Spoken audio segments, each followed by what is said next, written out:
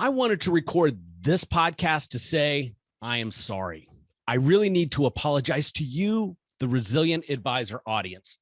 I launched this show, over 5 years ago with the explicit goal of sharing the strategies and stories from top advisors that have achieved a certain level of success so that you, someone who is taking the time to listen to the Resilient Advisor show, could take some of their best ideas and implement them in your business. And it worked. We built a really good audience, a big audience, and I love producing the Resilient Advisor show.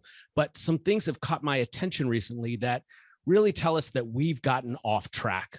So first, we went and did the conference circuit this year, attending some of the industry's largest conferences. We just got back from the Great Investment Research Conference of Morningstar. We attended the Exchange ETF conference, really well done conference as well. We were at Jolt, the marketing conference for financial advisors, and then the Retirement and Longevity Summit at the beginning of the year. And something stood out to me when we finished the conference circuit. I had not been asked to speak at one conference this year, which was never the case before the lockdowns. And then recently, a company put out a list of the top 70 podcasts for financial advisors.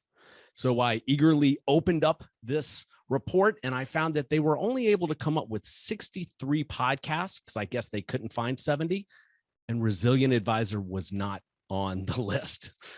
In fact, the fact that they could only find 63 and some of the ones on the list had stopped producing shows long ago told me that we really might have a problem with the Resilient Advisor show.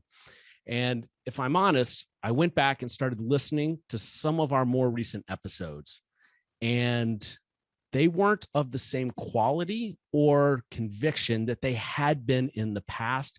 So it was time to make some changes, but I wanted to triage it with my team to figure out really what had happened. So what we have figured out is we've launched a lot of sub-series on the Resilient Advisor show that have been very successful. We launched ETF Stories about 2 years ago.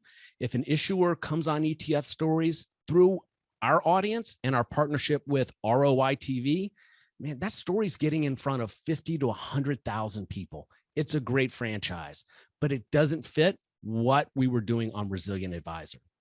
Then our Investment Spotlight series, very popular in investing circles, newsletter circles, and the hedge fund community.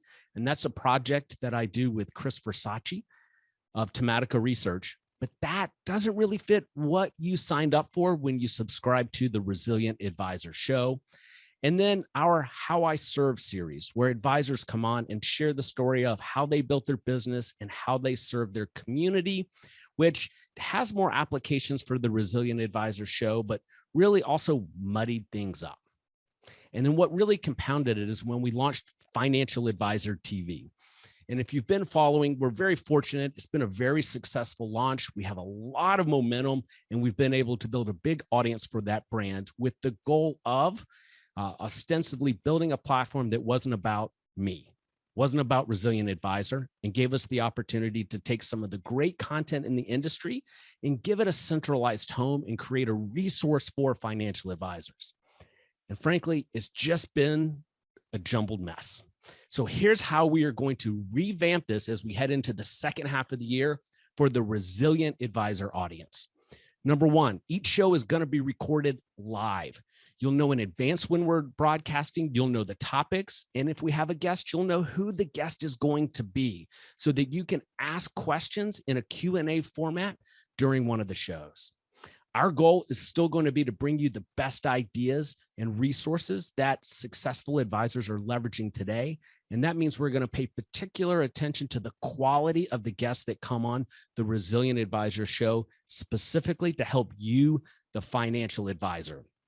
And then each one of those shows, like we've done in the past, we'll cut out clips, but those clips will have real meat in them. They'll be clearly labeled, and you'll be able to find them on the different social media platforms where you consume content if you're looking for micro ideas. We also anticipate launching an Alexa skill later this year for those very topics for financial advisors under the Resilient Advisor brand. And I had something else happen here recently that I want to share because maybe this has happened to you inside of your own business. So Travis Perry, who runs the Balanced Advisor podcast and coaching program, so it's a great platform. He invited me to come on his show.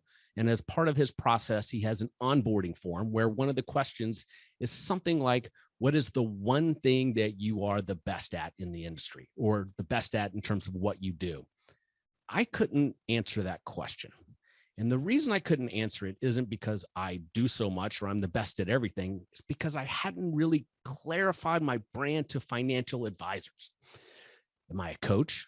Am I an outsourced chief investment officer? Am I a financial advisor? Am I a marketing expert? It really is messy. And I don't normally talk about myself on the podcast, but I think it's applicable for you as an advisor to ask the question, is your brand a little messy? Are you trying to do too much?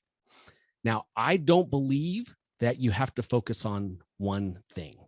Now, most people probably should, but there are great examples of entrepreneurs who have multiple companies out there that are delivering results for their clients. Elon Musk is the easy one, but let's look inside our own industry. Look at someone like Taylor Schulte, very successful financial advisor, also a very successful expert at helping advisors market, especially through their websites. Look at Michael Kitces, another easy one. In addition to being an advisor, he has so many brands and companies that help serve financial advisors that that is very easy to see how with the right team, you can go and build robust businesses. And then my friend Ross Marino, financial advisor, runs a conference business. He has great teams behind both of those businesses. So as you tune into the Resilient Advisor show to learn best practices of advisors, you may see other stuff in the marketplace around resilient companies and what I do. We've got Resilient Advisor, the coaching business for financial advisors. We have Resilient Digital Media, and that's our 5-person marketing team that specializes in helping companies that market to financial advisors build demand generation and dark social strategies that drive engagement. Frankly, we're pretty good at that. And that's where we've been able to launch Financial Advisor TV. And then, of course, Resilient Wealth, my RIA, that I don't really talk about on Resilient Advisor. So to sum it all up, going forward, when you see that there's a new episode from Resilient Advisor, we're going to have it clearly labeled as to what you're going to learn, and we're going to bring content specific to financial advisors who are looking for the best in-breed strategies that the most successful advisors are using. For you subscribers, I really do appreciate you sticking with us here, and I look forward to bringing you some of the best ideas and strategies from our industry.